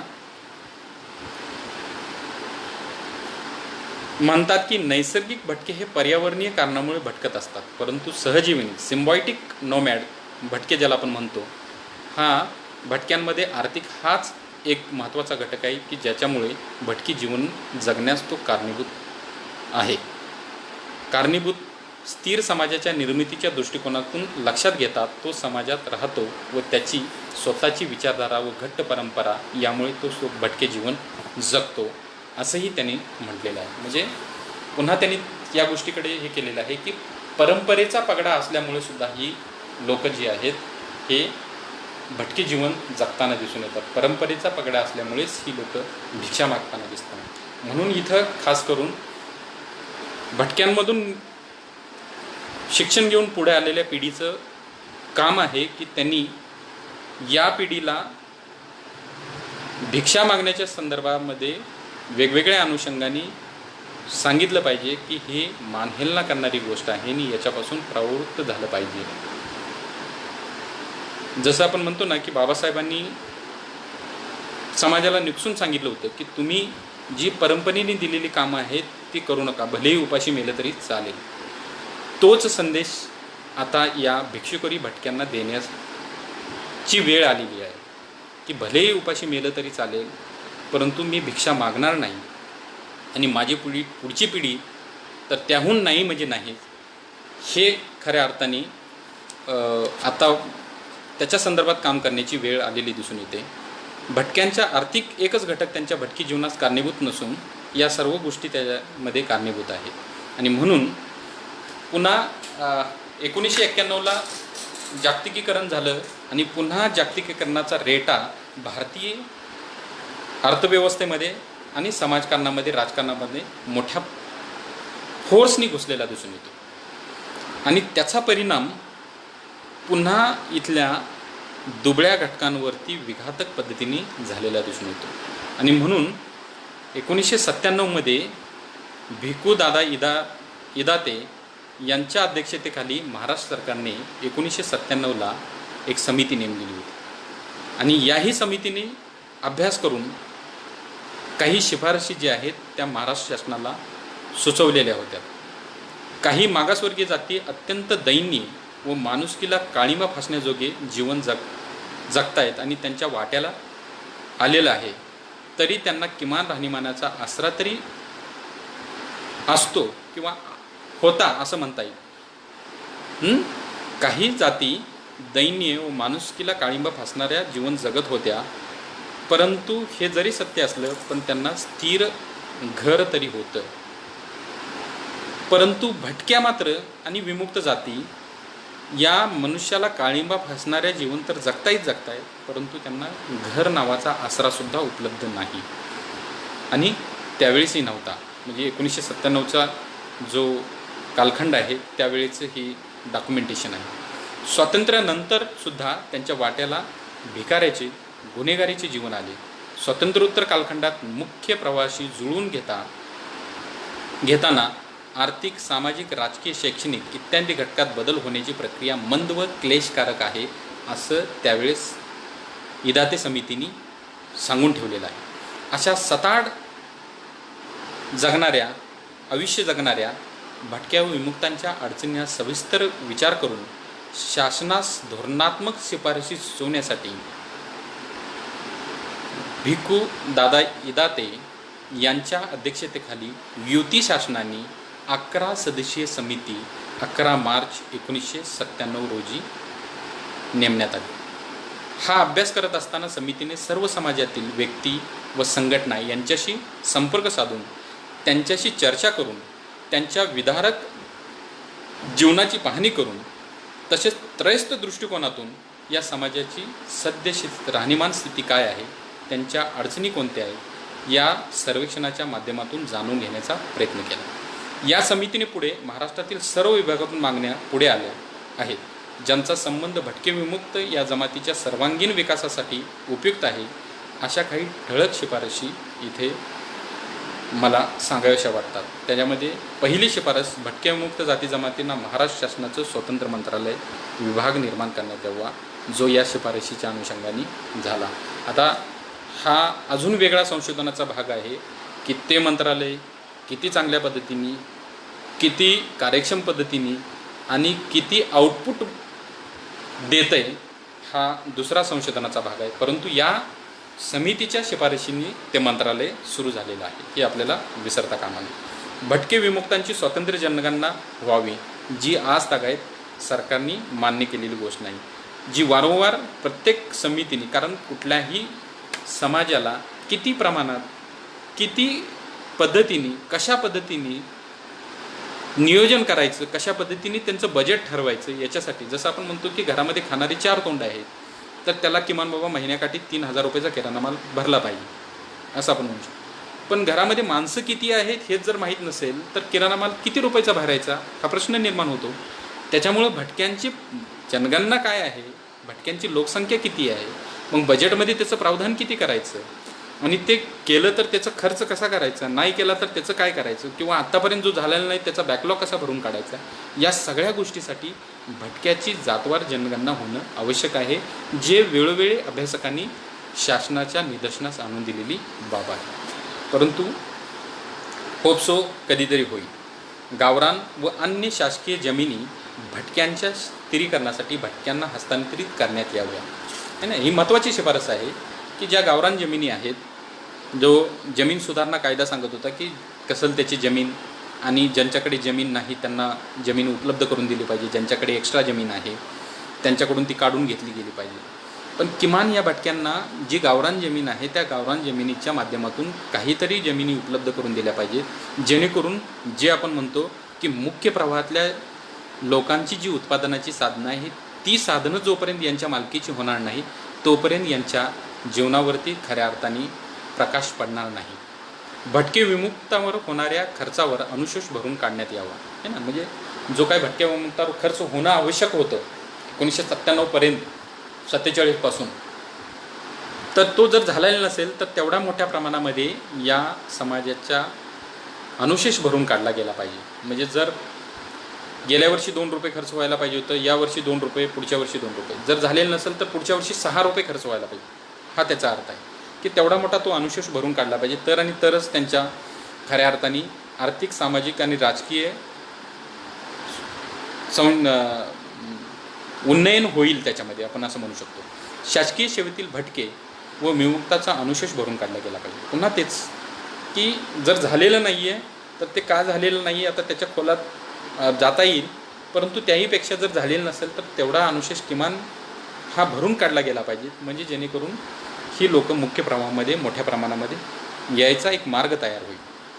भटके विमुक्त जाती जमातीचे प्रश्न, समस्या यांना तोंड फोडण्यासाठी, विकास कामांना गती देण्यासाठी शासनाच्या विविध संस्थांमध्ये लोकप्रतिनिधित्व मिळालं गेलं पाहिजे, है ना. लोकप्रतिनिधित्व मिळालं पाहिजे, कारण ज्या विधानसभेमध्ये, ज्या संसदेमध्ये या सगळ्या गोष्टीचा उहापोह होतो आणि त्यांच्यावरती चर्चा होते, आणि त्या चर्चेतून पुन्हा धोरणं ठरवली जातात, त्या धोरणातून पुन्हा योजना तयार होतात, आणि त्या योजनेतून त्या व्यक्ती टार्गेट ओरिएंटेड योजना तयार होऊन त्या व्यक्ती अथवा व्यक्तिसमूहाचा विकास घडवून आणला जाऊ शकतो. म्हणून त्यांचे लोकप्रतिनिधित्व तिथं तेवढ्या मोठ्या प्रमाणामध्ये असले पाहिजे. आणि जर त्यांची ताकद सार्वजनिक निवडणूक प्रक्रियेमधून निवडून येणारी नसेल तर त्यांना वेगळ्या अनुषंगाने का होईना पण मुख्य प्रवाहातल्या या असेंब्लीमध्ये आणलं गेलं पाहिजे, आणि त्या गेलेल्या कार्यकर्त्यांनी किंवा त्या गेलेल्या व्यक्तींनी भटक्यांच्या प्रश्नाला सुद्धा वाचा फोडणं ही माफक अपेक्षा पण आपण ठेवू शकतो. आर्थिक कुचंबना असलेल्या भटक्या विद्यार्थ्यांच्या संदर्भात विद्यावेतन व शिष्यवृत्ती रक्कम नियमित व योग्य प्रमाणात देण्यात यावी. म्हणजे आर्थिक पाठबळ जर नसेल तर या लोकांचं, या विद्यार्थ्यांची पुढं शिक्षणाची प्रक्रिया जी आहे ती चालू राहत नाही. आणि असे अनुभवातून आलेल्या गोष्टी आहेत की ज्या विद्यार्थ्यांची हुशार आहे, शिक्षणामध्ये तो हुशार आहे, परंतु आर्थिक प्रश्न असल्यामुळे त्या विद्यार्थ्याचे पालक त्या विद्यार्थ्याला कामावरती किंवा भिक्षा मागायला पाठवून देतात, जेणेकरून संध्याकाळची चूल पेटली पाहिजे, सकाळची चूल पेटली पाहिजे. आणि म्हणून मग जर असा प्रश्न असेल तर अशा विद्यार्थ्यांच्या किमान जेवणाचा प्रश्न किंवा विद्यावेतन जे आहे ते शिष्यवृत्तीच्या माध्यमातून या लोकांना योग्य प्रमाणात या विद्यार्थ्यांना मिळालं गेलं पाहिजे, जेणेकरून ते त्यांचं शिक्षण जे आहे ते चालू ठेवतील. भटक्या विमुक्तांच्या मुलांसाठी आश्रमशाळा सुरू करून त्यांच्या मुलांना शिक्षणाचा प्रश्न सोडवावा. काही अंशी सरकारने ही गोष्ट जी आहे ती लक्षात घेऊन सरकारने वेगवेगळ्या तालुक्यामध्ये वेगवेगळ्या जिल्ह्यामध्ये आश्रमशाळा सुरू केलेल्या आहेत आणि त्या आश्रमशाळेमधून मोठा युवक वर्ग शिकून बाहेर पडताना दिसून येतो. त्याच पद्धतीने वसंतराव नाईक भटके विमुक्त आर्थिक विकास महामंडळ भागभांडवल वाढण्यात यावे. आता हे वसंतराव नाईक महामंडळसुद्धा जे आहे हे सुद्धा अशा अभ्यासकांनी सुचवलेल्या सूचनेवरूनच निर्माण करण्यात आलेलं आहे आणि त्याच्यातूनच ह्या सगळ्या गोष्टी ज्या आहेत त्या पुढे डेव्हलप होत गेलेल्या दिसून येतात. म्हणून हे अभ्यास जे आहेत हे अत्यंत महत्त्वाचे असतात आणि हे अभ्यास तेवढ्याच सहानुभूतीने सरकारने सुद्धा मनावर घेऊन त्या केलेल्या शिफारशीची अंमलबजावणी करण्याची गरज असते. आणि आपण आता भारतीय इतिहासामध्ये पहिल्यांदा राष्ट्रीय स्तरावरती मोठा आयोग नेमला गेला, ते म्हणजे बाळकृष्ण रेणके आयोग 2006 नेमला गेला आणि त्याचा रिपोर्ट जो आहे तो 2008 आला. तर हा आयोग का नेमला, या आयोगाच्या शिफारशी काय आहेत ह्यासुद्धा आपण या अनुषंगाने बघणार आहोत. विमुक्त भटके व अर्धभटक्यांच्या स्थितीचा आढावा घेण्यासाठी आता हे आयोग नेमण्यापूर्वी जर बघितलं तर साधारणतः 2000 हे वर्ष जे आहे युनोनी अधीन जमाती वर्ष म्हणून घोषित केलेलं होतं आणि 2001 आफ्रिकेत डर्बन या ठिकाणी वंशवाद विरोधी परिषद घेतलेली होती आणि जागतिक लेवलला एक वातावरण तयार झालेलं होतं की समाजाचा आणि देशाचा सुद्धा आर्थिक विकास आणि एकंदरीत उंची जर गाठायची असेल तर बाकीच्या जातींना किंवा बाकीच्या व्यक्तींना किंवा वंशांना सुद्धा बराबरीची संधी उपलब्ध झाली पाहिजे.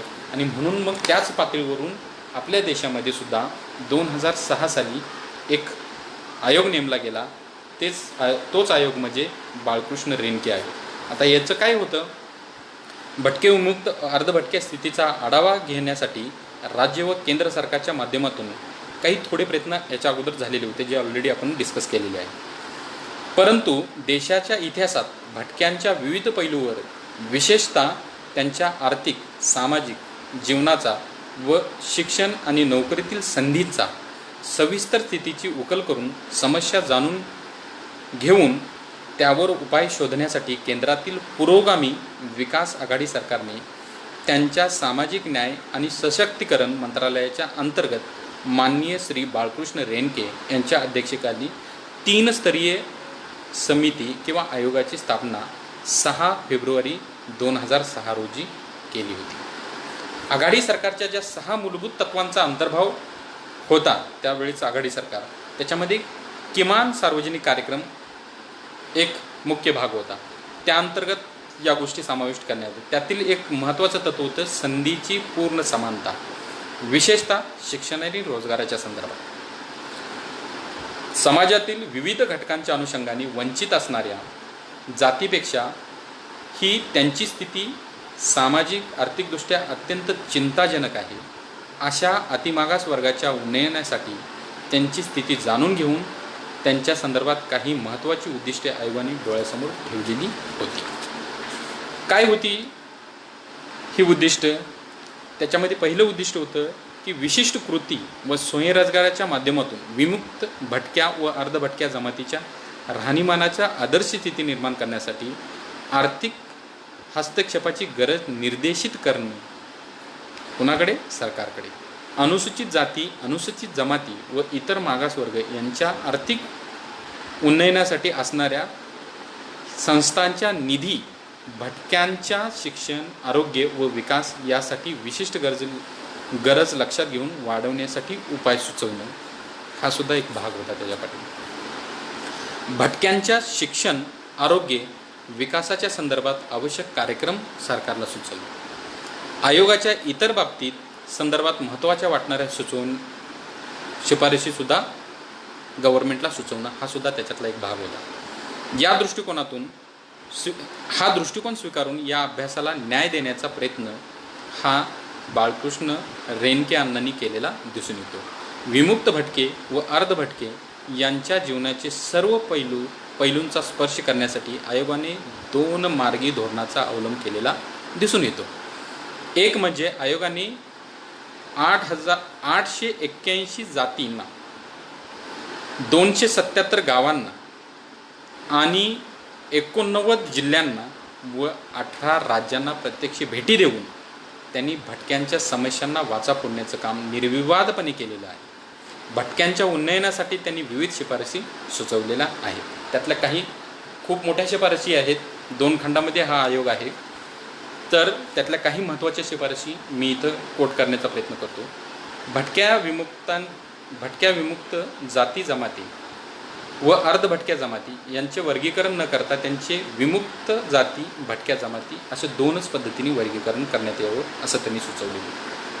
भटक्याच्या कल्याणाच्या योजनाची राज्य सरकार अथवा केंद्रशासित प्रदेशामध्ये अंमलबजावणी करण्यासाठी राज्याचे अथवा केंद्रशासित प्रदेशांनी त्या जमातीची ओळख पटण्यासाठी याद्या तयार केल्या आहेत. परंतु या याद्यामध्ये भटकी जीवन जगणाऱ्या सर्व जातींचा समावेश नाही. म्हणून राज्यांनी अशा याद्या बनवलेल्या नाहीत अथवा ज्यांच्या याद्या अपूर्ण आहेत त्यांनी त्या पूर्ण करताना एक समिती गठीत करण्यात यावी व राज्याच्या मुख्य सचिव हे अध्यक्ष म्हणून 2 ते 3 सदस्य हे भटक्यांचे सामाजिक नेते असतील अथवा 1 ते 2 सदस्य मानववंशशास्त्राचे अथवा समाजशास्त्राचे अभ्यासक असतील असं त्यांनी सुचवलेलं होतं. कारण जर SC ST OBC हे जे सूची आहे या सूचीमध्ये साधर्म्य साधणाऱ्या याद्या ज्या आहेत त्या जर योग्य पद्धतीने झालेल्या नसतील, म्हणजे बऱ्याच वेळेला तुम्ही जर रेणके आयोग काढून बघितला तर तुम्हाला दिसून येईल एकच जात काही राज्यामध्ये SC मध्ये आहे, काही राज्यामध्ये ST मध्ये आहे, तर ती काही राज्यामध्ये OBC मध्ये दिसून येते आणि काही राज्यामध्ये लिटरली ती ओपनमध्ये सुद्धा टाकलेली आहे. म्हणून हे जे काम आहे हे होणं गरजेचं आहे असं त्यांनी सुचवलेलं आहे आणि त्याच्यासाठी त्यांनी आराखडा पण कृती आराखडा कसा असावा ते सांगितलेलं आहे. भटक्यांच्या सामाजिक कल्याणाच्या योजना राबवताना आर्थिक बाबीचा संबंध लक्षात घेणं गरजेचं आहे. त्यासाठी आवश्यक बाब म्हणून राज्यातील प्रत्येक जिल्ह्यातील भटक्यांच्या लोकसंख्येविषयी माहिती असणे अत्यंत गरजेचं आहे. त्यासाठी लगेचच प्रत्येक राज्यातील भटक्यांच्या लोकसंख्येचं सर्वेक्षण करून त्यांची लोकसंख्या सांगावी. 97 मध्ये इदाते साहेबांनी तेच सांगितलेलं आहे. 2008 मध्ये जो 6 मध्ये नेमला, 8 मध्ये रिपोर्ट आला बाळकृष्ण रेणके आयोग तेच सांगतोय की लोकसंख्या मोजली गेली पाहिजे आणि त्या प्रमाणामध्ये त्यांना या अनुषंगाने जे बजेट आपण म्हणतो त्या बजेटमध्ये प्रावधान केलं गेलं पाहिजे. बऱ्याच राज्यात अथवा केंद्रशासित प्रदेशामध्ये भटक्यांच्या लोकसंख्येविषयी प्रमाणित माहिती उपलब्ध नाही. 2011 मध्ये केंद्र सरकारमार्फत होणाऱ्या जनगणनेत भटक्यांचा समावेश करण्यात यावा, भटक्यांच्या लोकसंख्येचा योग्य अंदाज घेण्यात यावा असंही सांगितलं. दुर्दैव असं आहे की तुम्हाला प्रत्येक जिल्ह्यामध्ये सामाजिक सर्वे दिसतो आणि त्या सर्वेमध्ये तुमच्या राज्यामध्ये गाढवं किती आहे, तुमच्या राज्यामध्ये कोंबड्या किती आहेत, बकऱ्या किती आहेत, जनावरांची जनगणना होते पण जनावरांची मोजमाप होते पण भटक्यांची जनगणना होताना दिसून येत नाही. असो, त्याला वेगवेगळी कारणं आहेत. त्यांनी बहुतांश राजकीय सामाजिक कारणं आहेत. ती सर्व राज्य सरकारने एक समिती स्थापन करावी ज्यात संबंधित राज्याचे मुख्यमंत्री ह्या त्या समितीचे अध्यक्ष असतील व त्यात एक मानववंशशास्त्रज्ञाचा अथवा समाजशास्त्राचा अभ्यासकांचा समावेश असावा. त्यात सामाजिक नेत्यांचाही समावेश असलेली एक समिती गठीत करावी. ही समिती प्रत्येक 3 महिन्याने एक सभा बोलवेल व त्या सभेत भटक्यांच्या कल्याणासाठी असलेल्या योजनाचे पुनरावलोकन होईल, यावर नियंत्रण करील, त्यातून भविष्यकालीन कृती नियोजन करता येईल. पुनरावलोकन हे गोष्टी महत्त्वाच्या आहेत आपल्याला, कारण ज्या काही योजना तयार केल्या त्या योजनांची अंमलबजावणी, ज्या काही थोड्याफार योजना आहेत त्यांचीसुद्धा अंमलबजावणी जरी नीट केली तरीसुद्धा सकारात्मक चित्र जे आहे ते दिसू शकतं. पण या सगळ्या गोष्टी अशा आहेत. वेळोवेळी बऱ्याच अभ्यासकांच्या जातींचा समावेश हा अनुसूचित जाती, अनुसूचित जमाती व इतर मागास वर्गात समावेश करण्यात आलेला आहे. तथापि अनुसूचित जाती, अनुसूचित जमाती व इतर मागास वर्गांसाठी विविध विकास योजना राबवल्या जातात. त्या विकास योजनेचा फायदा घेण्यास भटके असमर्थ असतात. म्हणजे सपोज मी मुळातच भटके, जसं आपण मगाशी स्टार्टिंगलाच आपण व्याख्या केलेली होती की उत्पादनाची साधनं मालकीची नसल्यामुळे नाईलाजाच तो स्वीकारलेल्या उत्पादनाच्या साधनामुळे उदरनिर्वाहासाठी एका ठिकाणून दुसऱ्या ठिकाणी जर अशी एखादी जात असेल आणि ती जात ओबीसीमध्ये टाकली असेल किंवा SCमध्ये टाकली असेल किंवा STमध्ये टाकली असेल किंवा ओपनमध्ये टाकली असेल, तर ती त्या जातीमध्ये असलेल्या योजना, त्या जातीसाठी निर्माण केलेल्या योजनेचा फायदा घेण्यास असमर्थ ठरते. आणि म्हणून हे अभ्यासांती बाळकृष्ण रेणके त्यांच्या रिपोर्टमध्ये मांडत आहेत. त्यावेळेस असमर्थ असतात. अशा भटक्यांना गरिबांसाठी असलेल्या विकासाच्या योजना घेण्यासाठी समर्थ बनवण्यासाठी केंद्र सरकार अथवा राज्य सरकार किंवा केंद्रशासित प्रदेशातील सरकारने वेगवेगळ्या कल्याणकारी योजना, म्हणजे भटक्यांसाठी सेपरेट, ओबीसीमध्ये जर भटके असतील तर त्याच्यासाठी सेपरेट योजना असली पाहिजे, SCमध्ये एखादा भटका असेल तर त्याच्यासाठी सेपरेट योजना असली पाहिजे, STमध्ये भटका असेल तर त्याच्यासाठी सेपरेट योजना असली पाहिजे, अशी शिफारस केलेली दिसून येते. जातीचे प्रमाणपत्र देणारी जिल्हा प्रशासन अंतिमतः अधिकारी असणारी संस्था असली तरी दुसरी कोणती उच्च समिती नसावी. महाराष्ट्रासारख्या राज्यात असणारी जात वैधता समिती काढून टाकण्यात यावी व जी वेळखाऊ अडचणीची आहे. जिल्हा प्रशासनाची भटक्यांच्या वस्त्यात परिसर विशिष्ट शिबिरे लावून त्यात जात प्रमाणपत्रे वाटप करण्यात यावं, हे रेणके आयोगाने सुचवलेल्या शिफारसीचं फलित आहे. राज्य अथवा केंद्रशासित प्रदेशांनी जात प्रमाणपत्र देताना खोटी प्रमाणपत्रे दिली जाणार नाहीत यासाठी योग्य दक्षता व देखरेख ठेवावी. दारिद्र्य रेषेचे ओळखपत्र न मिळणे ही भटक्यांची अडचण आहे. कारण भीक मागतोय पण दारिद्र्य रेशन कार्ड नाही.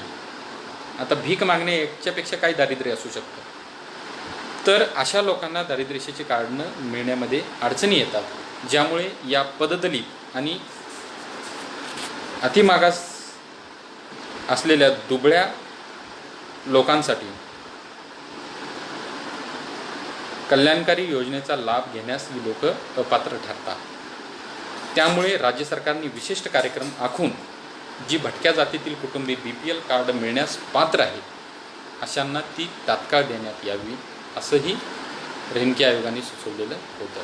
त्याच पद्धतीने राशन कार्ड नसल्याने वरील भटक्यांची कुटुंबे ही सार्वजनिक वितरण व्यवस्थेच्या, म्हणजे PDS, जसं मी मगाशी म्हणालो, लाखो रुपये खर्च होतात गव्हर्नमेंटच्या याच्यावर, आणि लाखो रुपये खर्च होऊनसुद्धा जर ते गरजूपर्यंत जर पोचत नसेल तर मात्र या सगळ्या गोष्टीचं पुनर्विचार होणं आवश्यक आहे. म्हणून ते म्हणतात की राशन कार्ड नसल्याने वरील भटक्यांची कुटुंबे ही सार्वजनिक वितरण व्यवस्थेपासून वाजवी किमतीत मिळणाऱ्या जीवनावश्यक वस्तूच्या खरेदीपासून वंचित राहतात.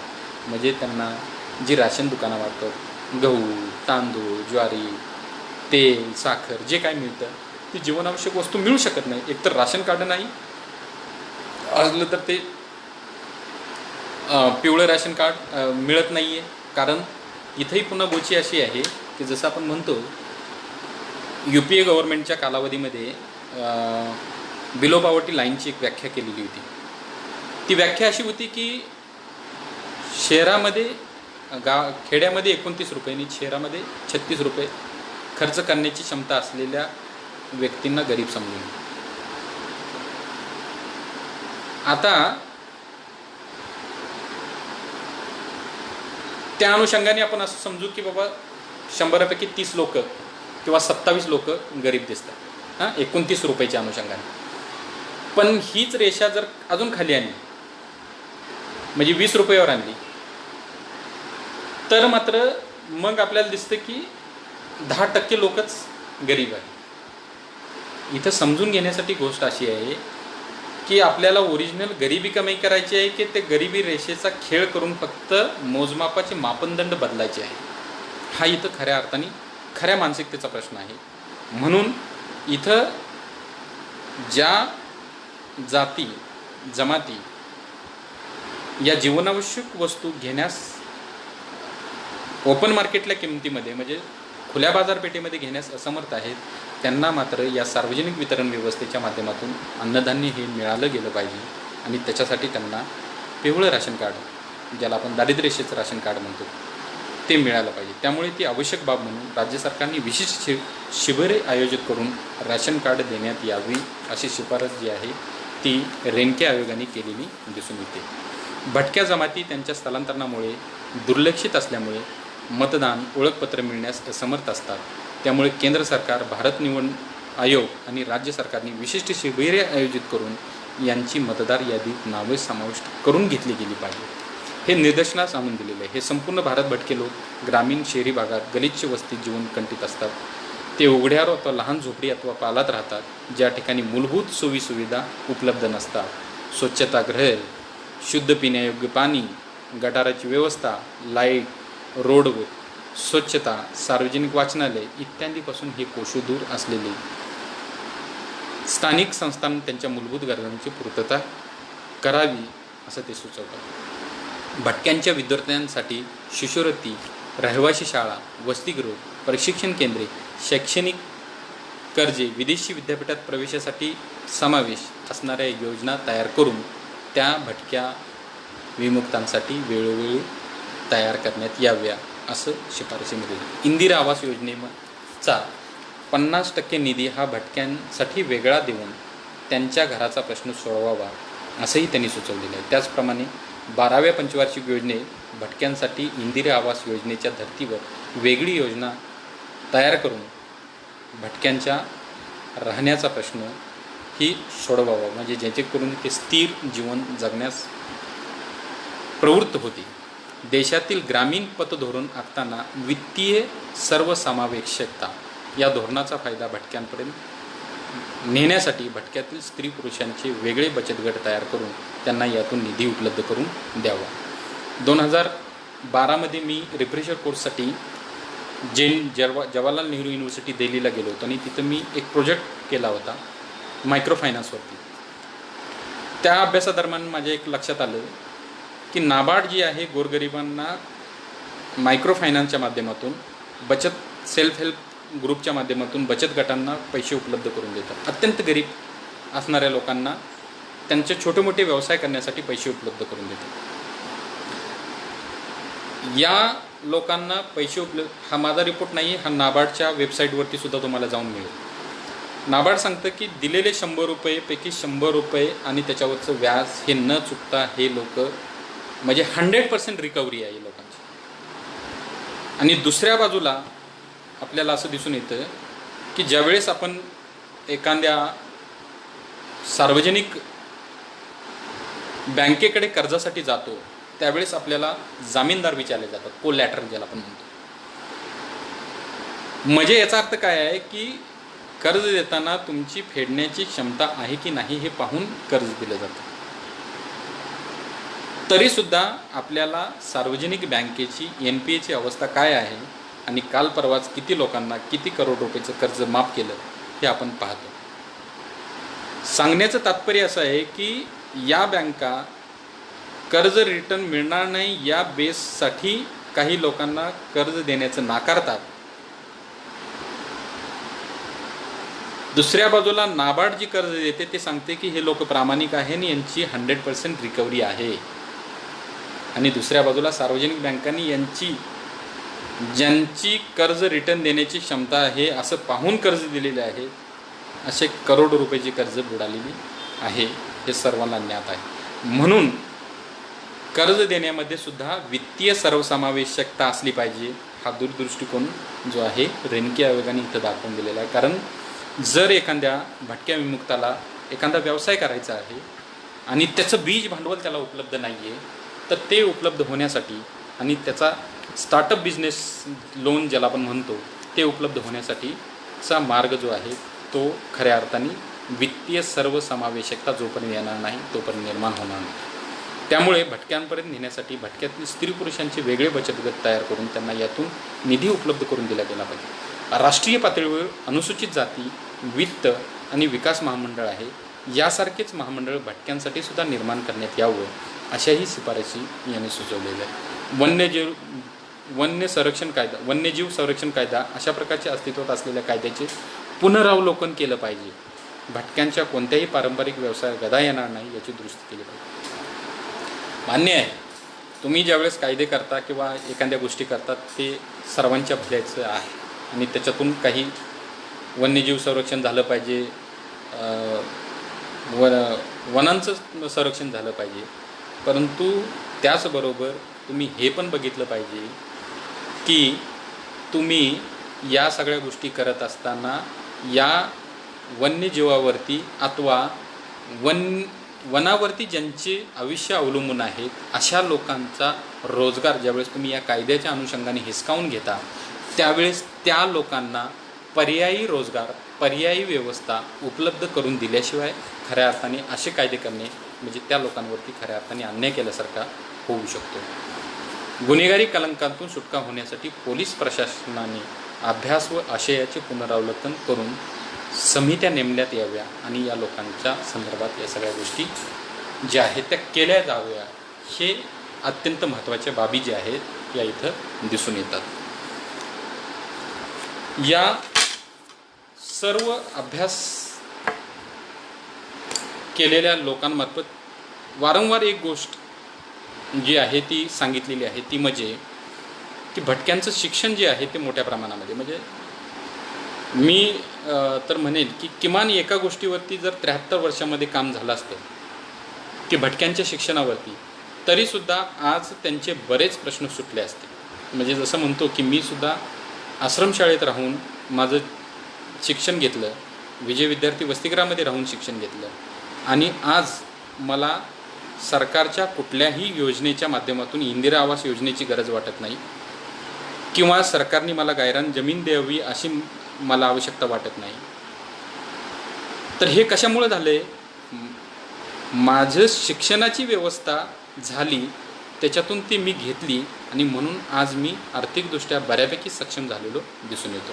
म्हणून सरकारने किमान तरी म्हणजे बाकीच्या योजना तर तितक्याच महत्त्वाच्या आहेत त्याच्याबद्दल दुमत नाही आहे, पण किमान सरकारने भटक्यांच्या शिक्षणाचा प्रश्न ऐरणीवरती घेऊन तो जर नियोजन पद्धतीने आणि काटेकोर अंमलबजावणी पद्धतीने जर बजावला तर पुढच्या 10 वर्षामध्ये भटक्यांचं चित्र हे वेगळं दिसेल आणि त्यांना मग बाकीच्या कोबड्या देण्याची गरज भासणार नाही. म्हणून त्यांच्या शिक्षणासाठी सरकारने भरभरून खर्च केला पाहिजे.